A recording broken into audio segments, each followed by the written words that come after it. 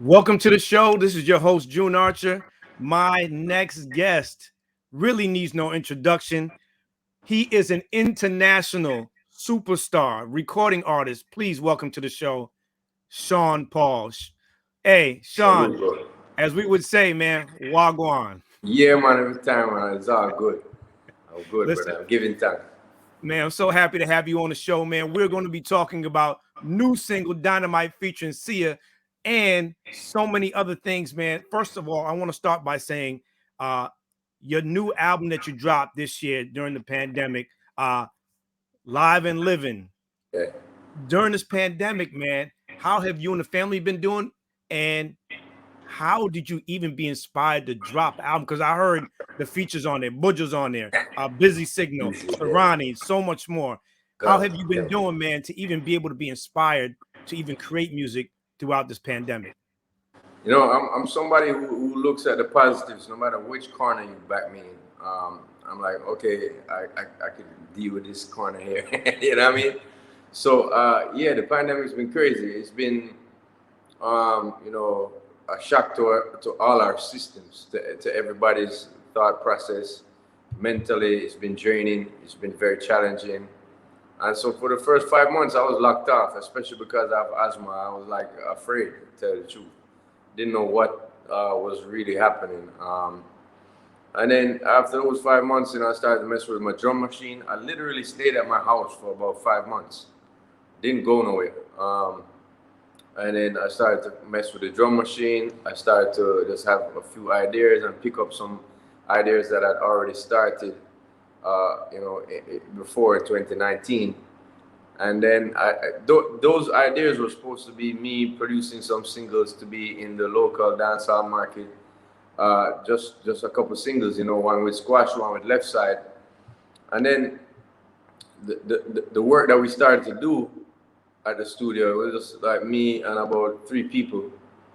Big up News from Money Matters Entertainment. He runs my label, Dr. Rock Productions. And my brother, who's always been by my side, producing, writing songs, and also is in the management team, Jig Zagala. And Kappa Sean from Cop Shot Sound System. We would get at the studio, and I'm like, yo, I have this idea. And they're like, oh, yo, why don't call Governor for that? I'm like, oh, all right, cool. And, whatever it sounded like to them, whatever the idea sounded like, we would discuss it and go through it and things. So then the creativity just started to flow, you know what I mean?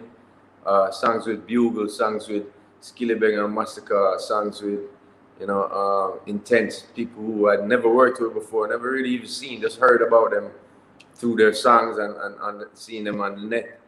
And I just reached out, you know what I mean? There's still a couple people who I want to work with, but there was so much tracks on this album in the end we was like, all right, let's just drop this. And it wasn't really a planned thing. It was just like I got a go ahead from Ireland, from my record label, say, yeah, you could do that. And we just went ahead and did it. They were like, do it before March. I was like, damn, okay, cool. and so we just flung it out there. So there wasn't much marketing beforehand, but I've been doing it since. Every time I've had a problem in my life, bro, where there's something challenging, there's always a song to inspire me or to lean upon or to just learn something from. And so I figured that leaning up on my career is something that would help when I feel like I'm in this corner. I usually travel 6 months out of the year, and that's very liberating, but also it kind of stifles the amount of studio time you do have and the ideas that you may be flowing. So that helped, and I looked at that positive and be like, yo, I got this time now. I might as well use it and give people music, which to me helps in any situation. You know what I mean? Along with that new album, another thing that you earned this year was you were inducted into Pandora's Billionaires Club. Right Yeah. now, they have you at 1.8 billion, and you're projected to reach over 2 billion before the end of the year. How was that award? How can I say it? How did you feel in just being acknowledged that your music has been streamed that many times just on Pandora?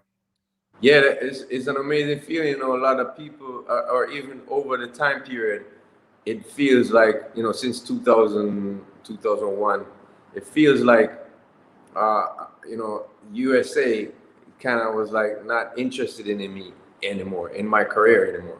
Like after about a year, probably 2009, a lot of my songs that I released that broke charts in, you know, Britain or in France and Spain, they didn't really budge a lot in the States. And for me, that was like, damn, you know what I mean? I've lost the States. You know what I mean? But the Pandora shows me that there's still a lot of people there that love my music and are streaming it. Because I really didn't realize that Pandora was only in the States. At first, it was worldwide, and then they chopped it down to just be in the States. And they tell me that they're going worldwide again soon. So it was an amazing feeling to know that, oh, I still got the state. I still, you know, I still have a listenership there, which is important for me because it's the biggest English-speaking territory, you know, that's near to us, and that we aspire to dominate with music. As Jamaicans, we always we want our music played there. We have a lot of family and friends there, and we want to feel accepted there too. So it was a great surprise, man. And it's interesting that you say that though, Sean, because you can say, man, I feel like they weren't feeling my music, and you know, after some of the pop success. But Sean, I have to say, there are some recent collaborations that when I tell you, when I heard it, I said, yo, that is a Sean Paul that we love. And I'm talking about Bosie, Wiley featuring Stefan Don and Idris. And then you came back again with Godonde, with Spice and Shaggy. How did it feel to be able to, hey, you know what? I did enough of the pop records. Let me go back to my roots and really just dig into the dance hall piece. I've been feeling that for quite some years, you know what I mean? But it's hard when, you know, you chart topping with songs like She Doesn't Mind, which is very poppy oriented. And the record label wants to hear that back, you know, that's what they want to feel. And so I present some music and they'll be like, okay, that's cool. It could be an album cut. And I'm like, damn, you know what I mean? And so that's why I kind of got to Live and Living, which helped me express myself in that more hardcore way. And songs with Spice and Shaggy and, as you said, Bosie, you know, with Idris and Stefan and my G, Wiley. So yeah, it's been a feeling that I've been having and wanting to get back to. I've been on a major juggling since, you know, all these times, but it was like 1 or 2 per year or 3 or 4. So people kind of didn't think I was wanting to do that. I mean, personally, was longing for some of them songs to break. However, dancehall music has changed, you know what I mean? And that's the thing, you know, leading back to the other question where Pandora is involved. When I said that, you know, my music is not being accepted in the States as much anymore, I think that has to do with the type of rhythms that I was being given also. If you notice, Bosie and Godonde is kind of more of the old school hardcore drum and bass dancehall that we love and know. You know what I mean? A lot of the kids since 2010 or whatever, we start making rhythms that are way more R&B oriented. When you listen to the bass line, it's like doo doo doo. It's like long bass lines, and it's no longer the doo doo doo doo doo doo. It's no longer the vibesy things that I think America finally just got used to and loved from us. So, you know, I prove my point when we do things like Bosie or even Dumpling, that song with Styler G. Oh, let's not even talk about that. When I tell you, when you come in on that record, Sean, and he said when the truck start to beep Big this Bad horn, plays, you know, oh man. Yeah, man. See, but to me, that's the vibes in dancehall, and that's what we really should get back to. I'm not saying we can't innovate and we can't sound different at times, but for me, that's the real root of what really hits and really vibes people up in dancehall. And you know, I've seen the pop people like, you know, the Biebers and people like Drake and Rihanna do it, and I'm like, see, that's what I'm talking about. That's what we need to be doing. but I'm only given these rhythms, and I can only do what I can with it. I can't really tell a producer what to do and what he's feeling, you know. And Jamaica is a small knit society, so at times where it's like these kids are coming up, they've heard, you know, the Papa San, the Shabba Ranks, the Super Cats, all my teachers, and then they've heard, you know, me and Shaggy and Bunty and Beanie and Spragga Benz and they're kind of tired of it, so they want, their brain goes into a different realm when they're building these tracks. And to me, I'm not saying that we have to stick to the old vibe, but you know, when it's not broken, don't try to fix it, you know. So that's been a problem, and I'm glad to see that some of these records, as I said, Bosie was one of the biggest streaming, arguably dancehall tracks in a long time. No.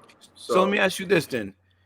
Do you feel that there's a pressure with all of the pop artists that are doing pretty much reggae style music? You just mentioned Bieber and the Drakes.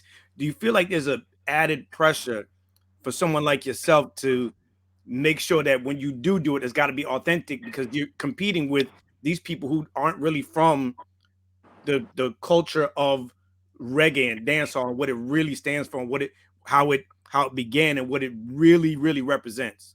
Yeah, and they're using the sound.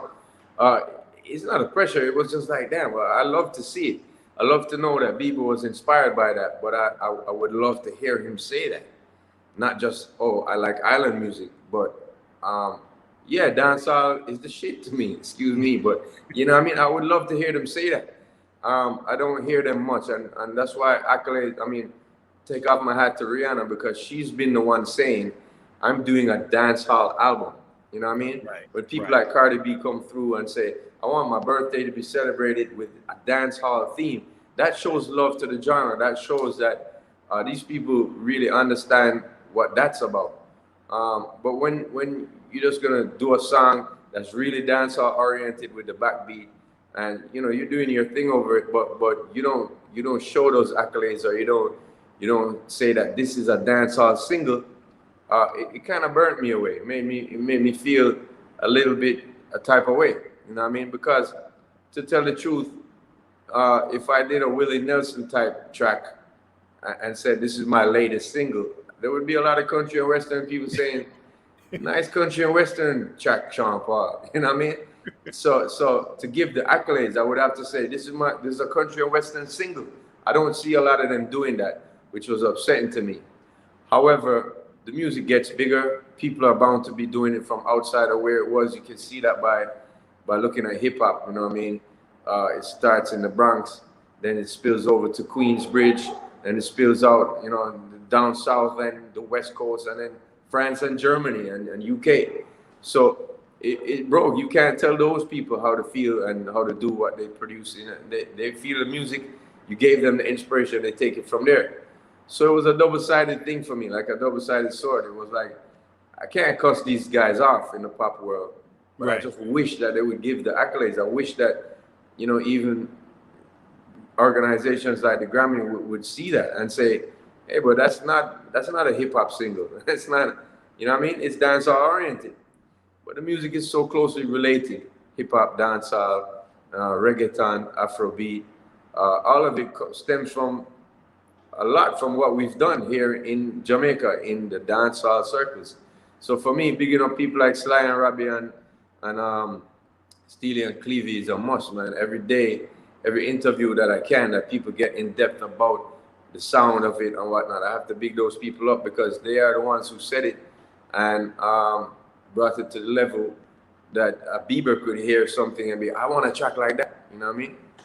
So, yeah. So I want to dig into that, not just the sound, but the history of it. You mentioned some of your heroes.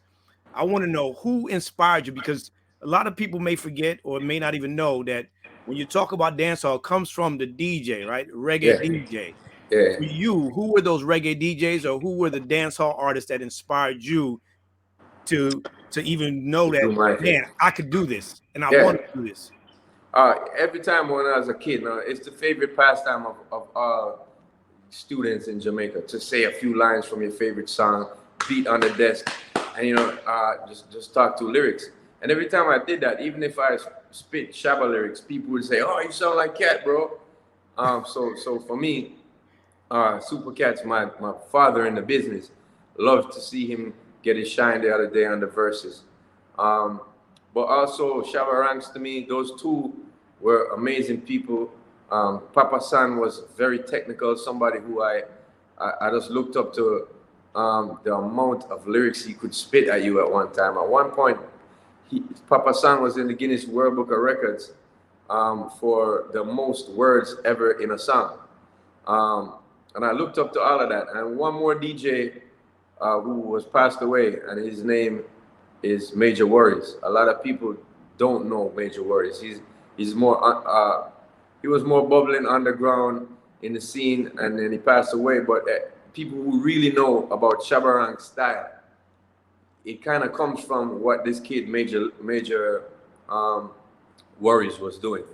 So big up to Major Worries, big up to Papa San, big up to Super Cat, my pops in the business, and big up to Shabba. Those four for me kind of formed essential vibes of when I'm building a song, when I'm writing a song. I mean, there's others too. Spragga Benz is there, Beanie and Bunty is there. But the first time generation for me was those cats that I mentioned. Yeah, and that is an amazing list, because if I could, Sean, I would add Yellow Man to that list.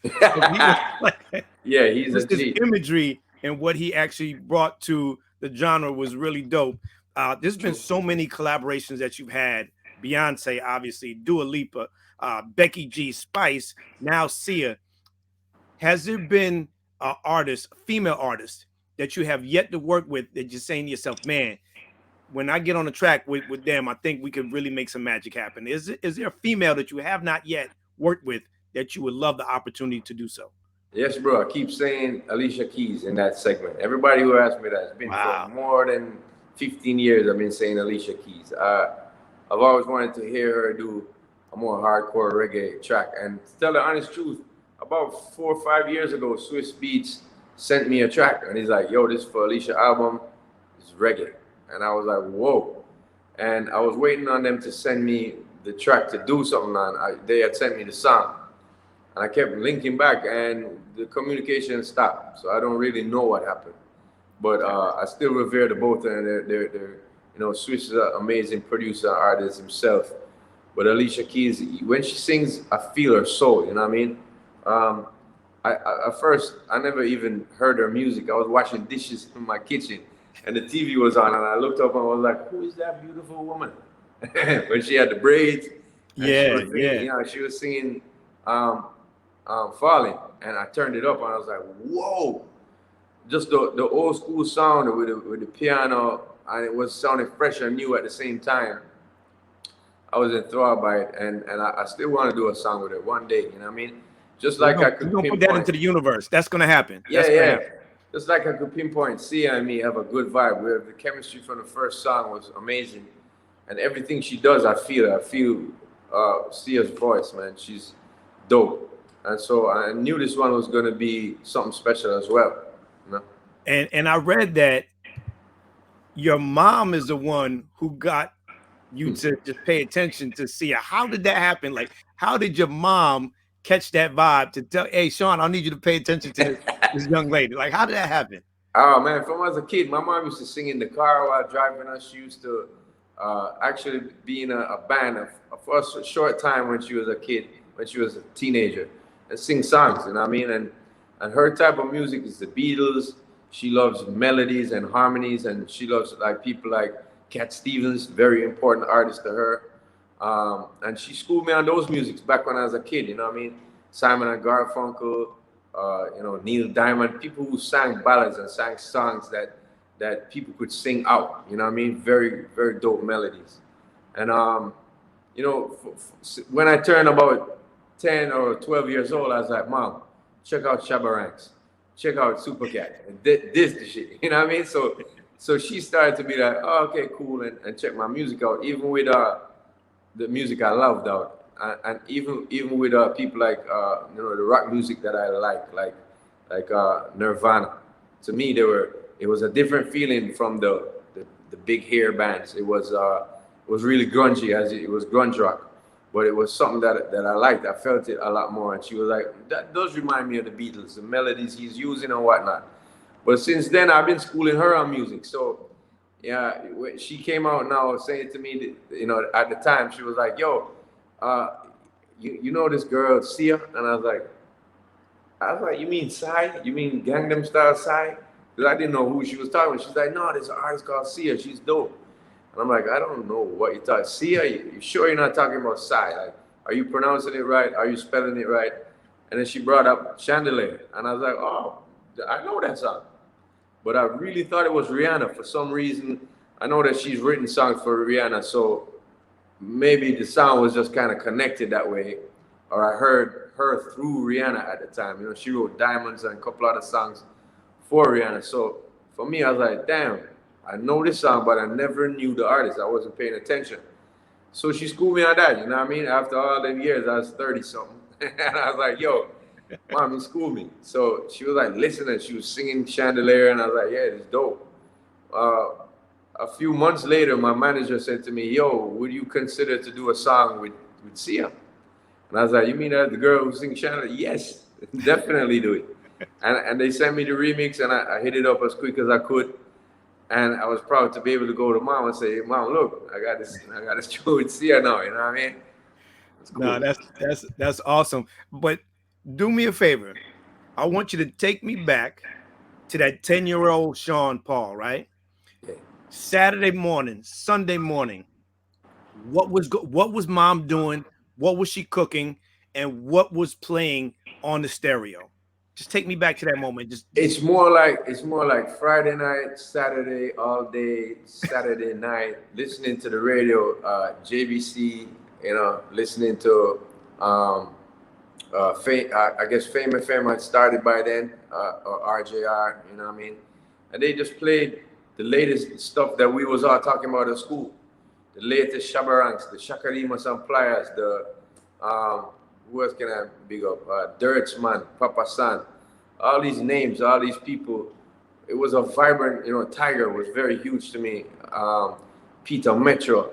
All of these people to me had songs that hit. Now this was late 80s, early 90s. And I remember being like to my friends, I mean my cousins and her friends here, yo, check out this song. And they were like, why you like that type of music? I'm like, yo, this is dope. You don't see it. They were interested in, you know, the Thompson twins at the time, like Doctor, Right. you know, this pop music. And while I do like that type of music, I was like, no, but this is you know, the dopest thing. And I went through years where it was like, you know, I would flip and listen to a lot of rap for a couple months, and then I would just be like, I'm tired of all that rap. There's nobody sounding better than KRS-One right now. Let me listen back to all the local people who are tearing up the airwaves. I remember the first concert I ever went to was Papa San and what's his name again? His name's Marvin. I keep remembering Marvin because the girls was just like, we want Marvin. And I was like, I want to hear more Papa San. You know what I mean? Marvin was young MC. So Bust the Move, you know, and the both of them was kind of in the Guinness Book of World Records about the amount of lyrics in one song. And so that was held at the National Arena. It was my first concert I went to. And I was just all for Papa San. That was the local dude, you know what I mean? Young MC was dope. I saw him on the TV. He had one song that was big to me, or a couple songs, but it was really like Papa San for me. And so those years, as I'm saying, I was back and forth with hip hop and dancehall.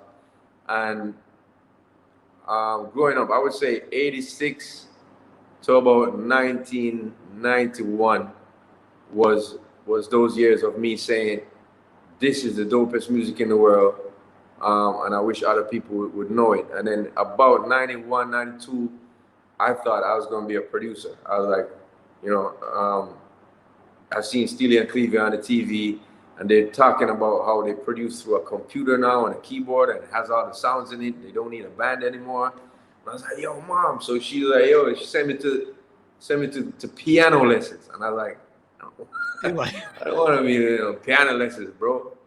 But my mom, yeah, cooking Sunday, the rice and peas, and we have Chinese influence in our house, so she would cook like the stewed chicken, but put these mushrooms in it, and mukni, them call it, these type of things. So that's what I was cooking, and I was listening to everything that was really hip hop and mainly dancehall. So let me ask you this: is it fried dumpling or boiled dumpling for you? Fried for me. I don't like much fried foods, but yeah, um, it depends on what you're eating it to with. So like with Aki, I like the boiled dumpling. You know what I All mean? right. But All right. but with what you call it, with mackerel rundown, I like the fried dumpling. You see me? It's just a thing because it soak up the gravy better than these type of things. Yeah. You see me? Exactly. I want to ask you this, man. People will look at you and say, "Man, Sean Paul, international recording artist, life is good." For you, for those who through this pandemic have lost a lot, have been trying to figure a way out, to look at the glass half full, try to see the light at the end of the tunnel. What words of wisdom can you give those who just need a leg up, who just need a kind word to let them know that, you know what, we're going to get through this. And as a good book says, this too shall pass. But what can you tell them? Because they'll look at you and say, man, Sean, he got it going on. He's doing this thing. He got a new song out with Sia. Like, he's living a life. He's living a dream. But you too go through things. What have you gone through that you could just, give us a quick, word of wisdom? I've been through adversities in my life. You know what I mean? Being an uptown kid, which is supposed to be upper class, supposed to be more money than other people, it's not always the case. I know a lot of people uptown who did go through struggles and suffer. My father went to prison several times.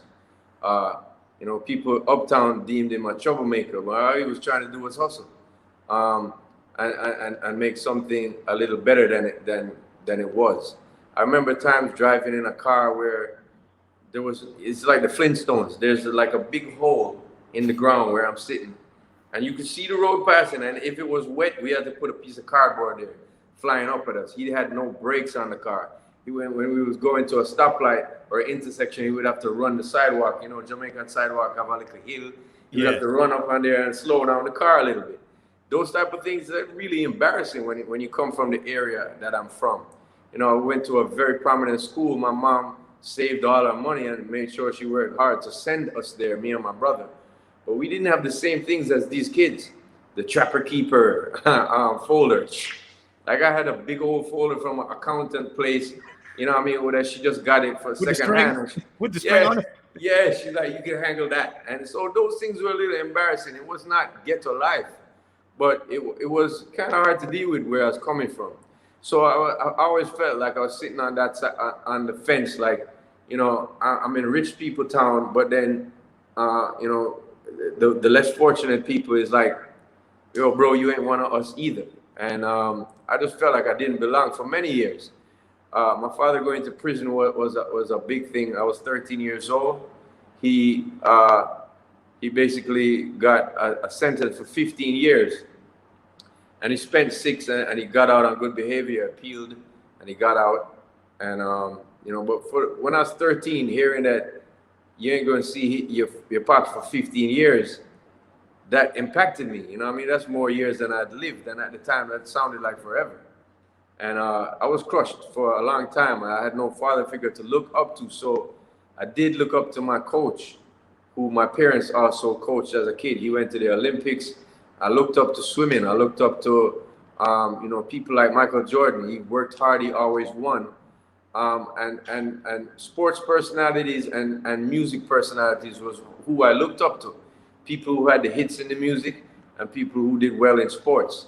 And I always got a sense of, they don't just come and just do this immediately. They take their time. And I heard Usain Bolt, who's a national hero to me, say something one day. He said, I trained for 4 years to run 9 seconds. And some people, after 2 months, they give up. And that was such a real thing to me, that when he said that, it's always been that's what I've learned from athletes. That's what I've learned from great musicians.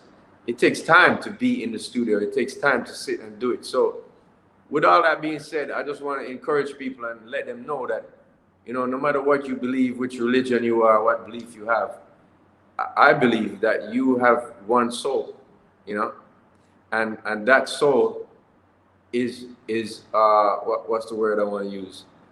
That soul is unique, and that relationship that you have with the Creator of all things is a unique thing. There'll never be any other soul that came before you or is going to come after you that is you. And so you have to look at your life as it's special, and you have to look at the good and the bad times as this is a special thing. And every time I've been going through bad times, ever since those times as a kid, perhaps being in prison, people kind of outcasting me from certain situations, I always felt to myself like, yo, as you said, this too will pass, but this is forging the diamond that I'm going to become. And they're going to see that one day. And it wasn't about really, after a while, it stopped being about they're going to see that. It started to be, for me, this is how it's done. You know what I mean? It's those 4 years of training that gives you those 9 seconds. You know what I mean? And that glory, and what everybody sees there is the shine, but they don't see those 4 years. So I used to go out and play football by myself. I used to, I'm like, I don't got nobody to play with, but I'm gonna do keep-ups. And that's how I look at my entire, everything I do. So this pandemic, while it was challenging, I just went back there in my brain that, yo, this is gonna pass, it's gonna be a better time, and I'm gonna be better for it. There's no other experience, there's no other time but now. So life experiences, they just make you, anything that's hard to deal with, if it don't kill you, it's gonna make you better, for sure. Is there a tool that you put in your toolkit that you didn't have prior to the pandemic that you're saying, man, I've now perfected this, or I've realized I was able to do this now? Patience, I guess. Being on the road over 6 months of the year, most years since the year 2000. It's been liberating. You're here, you're in Paris one day, you're in New York the next day. You've seen all kind of different things. You're getting ideas. Here, I've sat in my house and I'll be like, damn, like, how do I inspire myself? But then I look at people who are in prison, like my father was, or like the great lyricist Vibes Cartelis, and like, yo, how do you do that? He inspires himself. You know what I mean? That's what it is. It's about the juice in your mind. It's about how you motivate your own self. That helps to motivate other people. And so I think patience is something that has been sharpened since this whole pandemic, for me.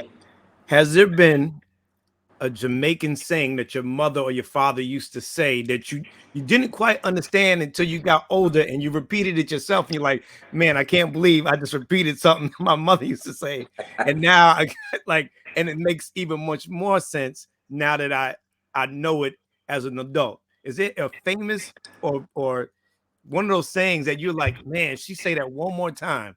For me, it's something that her father said to her. Now, her father was a Chinese Jamaican. His parents came from China. They came here as indentured workers. They started a little shop. They did their thing. They sent him to school abroad in England, and he became a doctor. So he came back, and he would say things to her, which she had in turn said to me. The one that sticks out the most is this one. It says, it's harder to maintain than it is to obtain. And I was like, and that's the same thing I've been saying in that whole 4 year, the same thing Usain Bolt said. It's harder to maintain than it is to obtain. You could run a race one day and be like, damn, I'm fast, but there's someone in training, he's gonna do it. You have to maintain that. It's easy to use the money that you got on your first paycheck or your first year's paycheck and say, I'm gonna buy a car. But how are you going to maintain it, put gas in it, buy the battery, pay the licensing fees and all of that every year? So that's something I've always been aware of. And as a kid, I didn't get it at first. Yeah, mom, I know it's easy to maintain. It's easy to obtain, but it's hard to maintain. But when I became older, it really was something that stuck in my psyche, and I think it's great words to live by. A lot of people think all I gotta do, when I win the lotto, it's gonna be amazing. But you gotta learn how to maintain that. You have to have that mindset from before. So I think that's why I've been able to have this championship run. It's that saying. It's about maintaining. I remember the first song that I ever wrote, and it got on the radio, and everybody was like, "Yo," all my friends, and I was in that moment for like a few minutes, and then after I went home, I started to worry. I'm like, how am I gonna keep this up? To maintain this. I know it took me the 2 weeks to kind of finish the song. I write it up. Is it gonna take that long for songs? I gotta do this better. I gotta maintain that, and I gotta learn how to write a song in 5 minutes. You know what I mean? And that takes maintenance. It takes mental maintenance. If you see the movie of Biggie when he's walking in the street in Brooklyn and he's just going through rhymes in his head, that's the maintenance I'm talking about. You have to be able to separate everything else in your life that's not as important as this, or as your goal, and go towards it. Maintain it. That's an important thing. So for me, that's the saying that my mom gave me, and it's maybe not a full Jamaican saying, but it came from my grandfather, and he's a Jamaican person, grew up in the country, in a little town of Anato Bay, and moved to Kingston, and then, kept saying it to my mom, and now I'm saying it to the world. And I know for me, the number one saying, and I know you know it: who can't hear must feel. Listen, the motto of the country is out of many one people. So I appreciate you sharing that story about your grandfather and his migration to the country, his contribution to the country and society. Let me ask you this: if you were on a deserted island and you could only listen to one artist and their catalog, who would that be? Oh man, it's gonna sound cliche, but for me, the first person that comes to mind is Bob Marley, because he inspired me as a 17-year-old. I started to read a lot more about him. Now, I knew all his music from as a kid. And I was like, yo, Bob Marley, he felt like my uncle, like everybody knows him, And I grew up with Damian Marley in the same school, same class as my brother. So big up Junior Gang. And I just felt really close to that family. And when I was about 17, my mom had bought me a CD compilation by Island Records, I believe, and I'm signed to Island now. And it was like a 4-disc CD thing, which had little stories of each of the songs and what it kind of meant and what he went through. And I would listen to that for a long time. And, practicing all the songs. One of the tracks on there was like a 6-minute, prelude, or a 6-minute song that he did on the guitar when he was writing songs with, I believe, Johnny Cash. And just his soul that I felt through that. I could listen to that CD. It had 4 CDs, so I'm kind of cheating when you said one album. But it is one album, but it was like the greatest hits of Bob Marley. And, from happy songs like Nice Time to loving songs like, Turn the Lights Down Low, to revolutionary songs, to sad songs like, Ja Live. All of those are on it. I could spend many, many years on an island by myself listening to that. I must big up Peter Tosh too, though. Somebody who, when I was marveling about Bob Marley, my uncle was like, "You like Bob?" I was like, "Yeah." And he was a musician. He was in a band in the 60s called Vagabonds, which they played all kind of stuff, but especially ska. and rhythm and blues. He loved Fats Domino. It's my uncle, my aunt's husband. So he's not a blood relative, but he schooled me. He was like, "Yo, check out Peter Tosh." And it was later after that that I got in touch with his music and so much love for the both of those artists and what they do. You mentioned Bob Marley. So there's so many names that are famously synonymous with the island of Jamaica and reggae music. Bob Marley, Ziggy Marley, Usain Bolt, Sean Paul. When it's all said and done, Sean, how would you like to be remembered for your contribution to the genre of music and what you brought to this little island called Jamaica? I think most of my songs are about feeling good. I do have some very deep songs on this last album, Live and Living. From before too, I have songs called Time Rolls On. It's very deep. Um, but my music, when my father went to prison at age 13, I remember being depressed for years. But what I would find solace in was the companionship of. I was a swimmer. I used to swim for Jamaica from age about 12, 13 till I was about 24. And all those years, my main friends were people who I swam with. You go to the National Stadium, you see all your friends. Some of them from Wilmot, some of them from Campion, some of them from different schools. And you know, basically that was something that helped me throughout the years. The camaraderie and people being just true friends. So sorry man, I lose the train of what I was saying. The question again was, Question is, how would you like to be remembered after it's all yeah, said? right. So with all of, yeah, so let me get back to it. So all of that being said, I remember that I would look forward to the weekend, to the feel good music, to the times where it was like, yo, I get to go out Friday, Saturday night and just be with these friends who we like the same music and we appreciate the same things. And so that's where it's at for me. I always want people to feel good and be able to lean up on my music and say, I know this is a hard time, but give me the light of Pastor Joe, bitch. You know what I mean?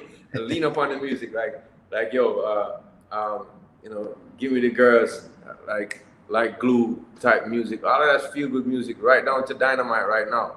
It's feel good music. It's something that I just hope that people, when they hear it, they remember good times and they hopefully remember me for that. Sean Paul, you have definitely given us good times from Dirty Rock to Dynamite. You have done it. And listen, guys, like Sean said, it anything you want to obtain, you got to maintain it. And the things that you're going through, you're gonna get through them. You just got to walk through them and just surround yourself with people who are going to support what you're doing. And Sean, before I let you go, I just started the June Archer School of Arts. Okay. If you can, please just share how important it is for our young people to be in that creative space as it relates to the creative arts or Yeah, for performance. sure. For sure. A lot of the time, even my mom, her father being a doctor, she's an artist. She paints watercolor paintings and these type of things. And her father was like, that's not he didn't look at it as a real job. And for a lot of people, they don't see art as a real job, but art is such a creative force. Even if you study art as a kid and you go into the working world or whatever business or whatever, that art helps you to be creative and create new ideas, even though you're not in the field of art. So it's a very important thing for all aspects of life for me. um, you know what you create in your mind or what you think about in your mind can be manifested. And so for me, art, especially musical art, is very important because of word sound power. What you say becomes things. What you think about becomes things, and it's just an important part of life.